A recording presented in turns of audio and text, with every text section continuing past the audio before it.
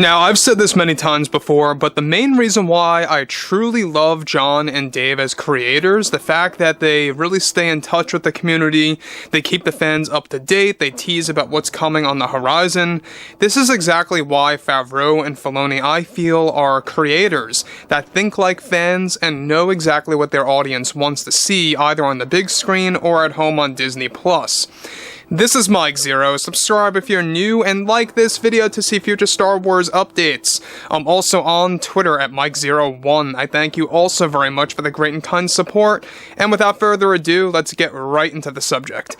Now, what's really interesting about what Jon Favreau recently had to say about something very specific related to the Star Wars franchise that I think is really going to give a different perspective on things for the Star Wars community and the overall fandom. Now, one thing that we do know about Favreau is that he actually went through a lot of problems for Season 3 of Mando, not just because of the rewrites and the changes that happened to the story, all because of Kathleen Kennedy, but also it had a lot to do with production setbacks, as well as cutting costs of Mando Season 3, which is why I think some scenes felt very cheap looking, where it looked like it came like straight out of like a low budget film.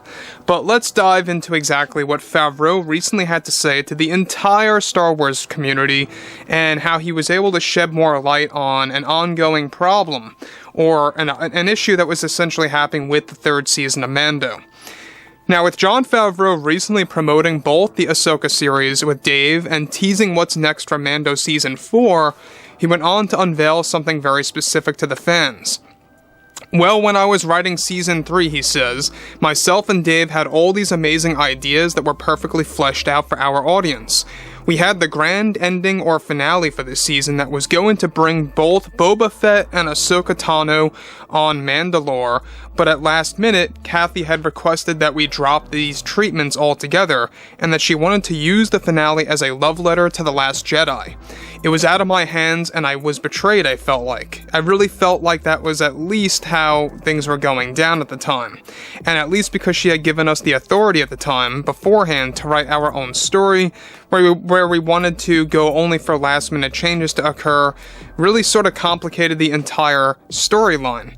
We had to rewrite the whole script, and it was just a mess to begin with for us. Probably one of the most stressful periods in my life, at least, was working with this season for Star Wars. Dave felt the same because he was working so hard on the finale, to become a setup for both the Book of Boba Fett Season 2 and Ahsoka. We had been working on that for a while, and that was completely stripped from our plans, which I will come to admit was very sad and soul-crushing for us as creators.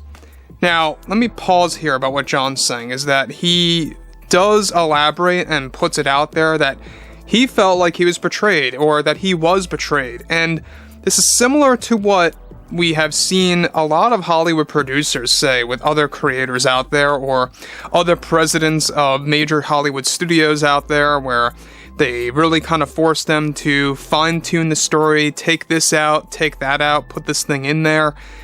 I mean, it really is an ongoing issue in the Hollywood bubble, but thankfully now Jon and Dave are on their own. We've talked about this. They are only working on their own now for Mando Season 4 and the Ahsoka Tano series, so they have full creative power on those and everything moving onwards. So there's a lot of things coming from that, but what Jon is really putting out here is that the finale of Mando 3 was supposed to have a full-fledged entrance of Ahsoka Tano and Boba Fett coming to Din Djarin and Bo-Katan's aid to go up against Gideon and his forces.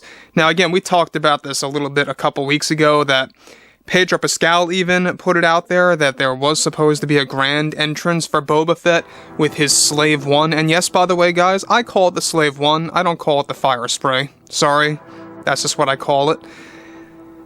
Slave One was supposed to have a very big, grand entrance in the Mandalore sequence, where it was going to fire upon Gideon's forces, he was going to clear way for Din and Bo, and it was just going to be an elaborate entrance, something very, important and magical for the Star Wars audience. So Favreau goes on to continue to state things further by really elaborating exactly what else they had planned and how it affected the script. So he goes on to say, but sometimes you don't have control over everything, and you have to roll with the changes, I guess. But we are very excited about what we have in stock for Season 4. We are starting over in a unique way that fans will understand once we get this thing out to the public, and we are very sure fans are going to be so engaged with this one. It's going to be one of our best seasons, we feel, and will make up for what we had to cut out of Season 3. It's going to truly respect Star Wars Legends and what fans like to call the EU, that is for certain. So again, the other thing about this whole transition from Season 3 to Season 4 is that it's all about resetting the story. And Jon Favreau talked about this very loosely about, I would say, a week ago, where Season 4 is basically going back to the bare bones of Mandalorian, going back to the basics, where it's going to be strictly based upon Grogu and Din going on specific quests, adventures, or bounties that they're going to complete, stuff like that against Imperial remnants, and what kind of stories are going to come out of those adventures, and how Legends is going to play a very big role in getting revived in the 4th installment. So, the only problem that I think a lot of fans need to be aware here about Season 4 is that it is going through a couple of setbacks. The writer's strike is creating a big problem. Jon and Dave are doing rewrites for Season 4 already, but they're not doing it now. They have to wait. So that might very well delay until 2025. We'll have to wait and see. And it's not just that. They do want to make Mando 4 a longer season. Jon Favreau touched on this, that he feels that these shows need to be longer than just 8 chapters or 8 episodes. It just has to be. And he felt that each episode is a little bit too short, they found, to come. So now, what the talk is that they want to expand it to at least 10 to 12 episodes for Season 4, either each episode being somewhat kind of short, or the traditional length of 48 minutes, give or take. And that, I think is the better scenario to go with. The fact that they want to make this a longer story, with longer episodes and a higher number of episodes, is a must. That's the only big critique also that I have about Disney Plus, apart from some of these stories really falling flat, is that they're too short. I feel like that the days of having more than 12 episodes in a show are pretty much non-existent when it comes to a lot of these Disney Plus series. I feel that what they have to do with Mando is that, yes, they have to follow up with that plan of expanding those episodes. This way they have more story to tell, it doesn't move too quickly, you have less filler episodes, stuff like that. Because you gotta remember, when you have only 8 episodes, you're bound to have at least, at a minimum, by the way, of 3 filler episodes. That's just the traditional thing. And in Mando Season 3, that was another critique by fans, is that every episode, or at least a lot of them, felt like filler. So anyways, guys, drop a comment below, fill me in below what you all have to say about this, and if you guys did enjoy the content for today, make sure to drop a thumbs up on this video to support the channel, and I will catch you guys next time.